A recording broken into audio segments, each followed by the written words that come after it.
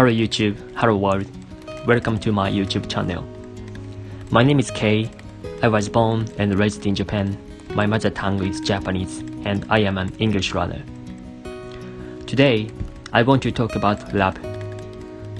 This might be the most difficult topic to discuss and define.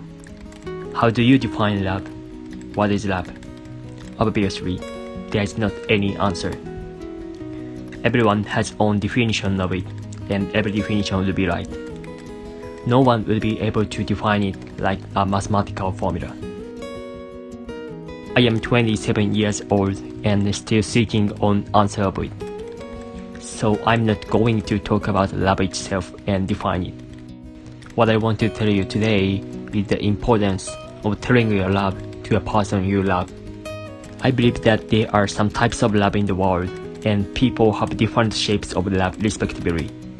For instance, love for your partner, for your kids, for your parents, for your friends, for your pets, and so on. Sometimes we are hungry for love, filled with love, drowned in love, and we shed tears because of love. I'm not like a preacher of love, and I'm not a person who have much experiences with romance. But from my life experience, I want to tell my current opinion about what is important in our life. In a nutshell, that is telling your love to a person you love. 2 months ago, my grandmother passed away. Her way of life put a strong impact on me and taught me what is important in our life. When I was in the crematorium, I remember the conversation that I had with her when she was alive. It was probably 10 years ago. My grandfather had already passed away at that time. I and my grandmother were just having a chat like what happened in my school or what I ate today. In the conversation, she told me her memories with her late husband. She started talking how they met and how they spent their time together. I was still young, but I could feel so big affection from her story. Always, she was behaving brightly in front of us. She was trying not to show her weakness to us. But only when she told her husband's story, she had tears in her eyes. She wanted to express her gratitude and have just small talk to him again as they did before. She just wanted to tell her love to him. She just wanted to do that. She strongly survived for 13 years even after she lost her loved person. When I remembered the memories at the crematorium, I understood what a wonderful environment I'm in. There is nothing harder than you cannot tell your love in person. After her funeral, I went to her house and found a novel magazine beside the table. The magazine rang a bell. I could not remember what it was soon. It was my grandfather's magazine that he had often read when he was alive.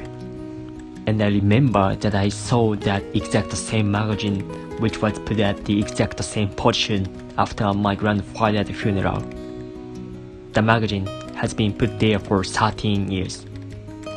According to my mother, it was my grandmother's will.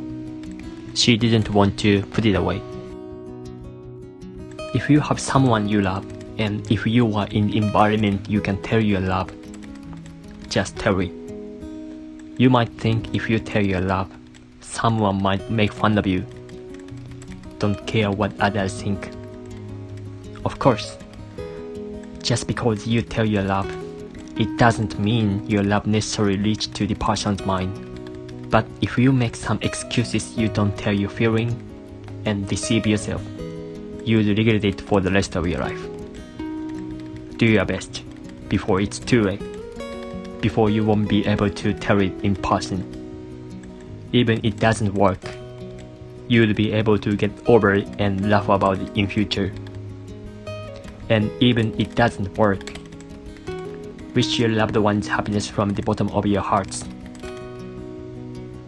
Aside from whether it worked or not, the fact you loved someone and told your affection to the person makes you stronger.